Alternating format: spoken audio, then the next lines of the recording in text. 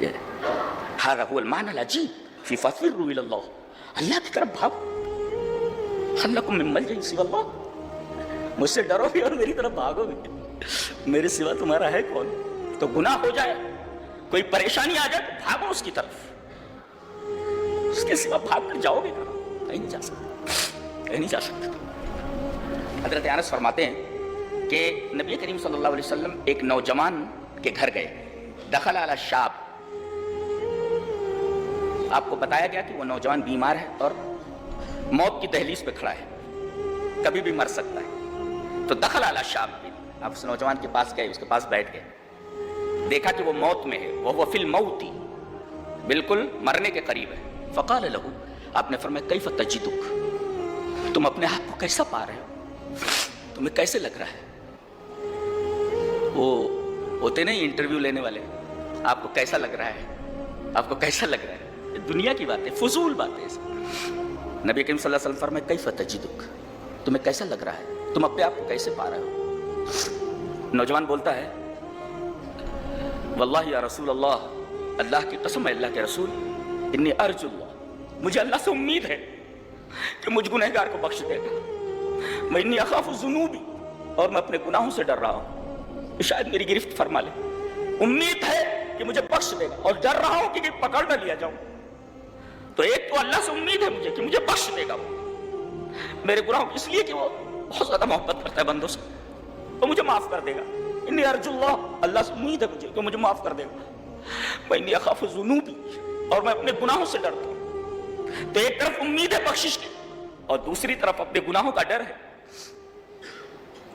نبی کریم صلی اللہ علیہ وسلم نے فرمایا بڑی پیاری بات ہے، لا یجتمعان فی قلب عبد فی مثل هذا الموت، ایسے مقام پر، جس مقام پر تو کھڑا ہے کہ اب دنیا سے جانے والا ہے، ایسی جگہ اللہ تبارک و تعالی اگر کسی بندے کے اندر دو چیزیں جمع کر دے، امید اللہ سے اور دوسرے اس کے گناہوں کا خوف، تو آتاہ اللہ مما یرجو، جو وہ امید کر رہا ہے اللہ اس کو دے دے گا. وآمنہ مما یخاف، اور جس چیز سے ڈر رہا ہے اللہ اس سے امان دے دے گا. اللہ اکبر. تو دعا یہ کرو کہ اللہ اگر موت دے تو اس نوجوان کی طرح موت دے، کہ اللہ سے بخشش کی امید ہو. انی ارجو اللہ، کہ اللہ مجھے معاف کر دے گا میرے لاکھوں ہزاروں گناہوں کے باوجود. اللہ سے کبھی نا امید نہیں ہونا ہے، اس کی رحمت سے کبھی مایوس نہیں ہونا ہے. اگر کوئی آدمی دنیا بھر کے گناہ کر لے اور یہ کہے کہ اتنے گناہ کر لیے ہیں میں تو جہنم میں ہی چلا جاؤں گا، میں بخشا نہیں جاؤں گا، یہ اللہ تبارک و تعالیٰ کی رحمت کی توہین ہے. اللہ کی رحمت کی توہین نہیں، اس لیے کہ اللہ تبارک و تعالیٰ کی رحمت تمام تمہارے گناہ کتنے بھی بڑھ جائیں اللہ کی رحمت سے بڑے نہیں ہو سکتے، وسیع نہیں ہو سکتے. لہذا اللہ تبارک و تعالیٰ کی رحمت سے مایوس ہونے کا کوئی سوال ہی پیدا نہیں ہوتا. تو اللہ سے امید ہو، دعا کرو کہ یہ دونوں چیزیں موت کے وقت نصیب ہوں جیسے اس نوجوان کو نصیب ہوئی. اور نبی کریم صلی اللہ علیہ وسلم نے اس کو خوشخبری سنائی.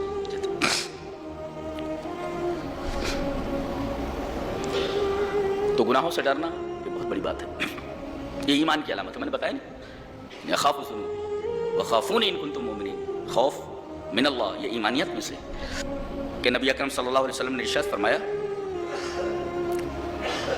کہ دو آنکھیں ایسی ہیں، دو آنکھیں کہ ان کو آگ چھو بھی نہیں سکتی، ان کو آگ چھو نہیں سکتی. دو آنکھیں ایسی ہیں، ایک آنکھ عین بکت من خشیت اللہ، وہ آنکھ کہ اللہ کے ڈر سے اس سے آنسو نکل پڑے. عین بکت من خشیت اللہ، اللہ تبارک و تعالیٰ کے ڈر سے جو آنکھ بہ پڑے اس آنکھ کو آگ نہیں چھو سکتی. میں نے بتایا تھا نا کہ اللہ تبارک و تعالیٰ کو ایک تو اپنی تعریف بہت پسند ہے اور دوسرے بندوں کی آنکھوں سے نکلتا ہوا آنسو اسے بہت پسند.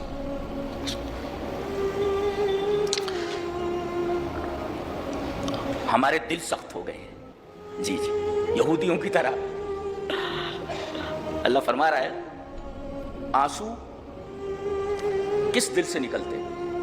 اس لیے کہ دل جب ڈرتا ہے یا دل میں رب تعالیٰ کی تعظیم ہوتی ہے، عظمت الخالق یا رب تعالیٰ کی محبت یا حقیقت کو جان لینا، اس کے بعد آنسو نکلتے ہیں. یہ کب نکلتے ہیں؟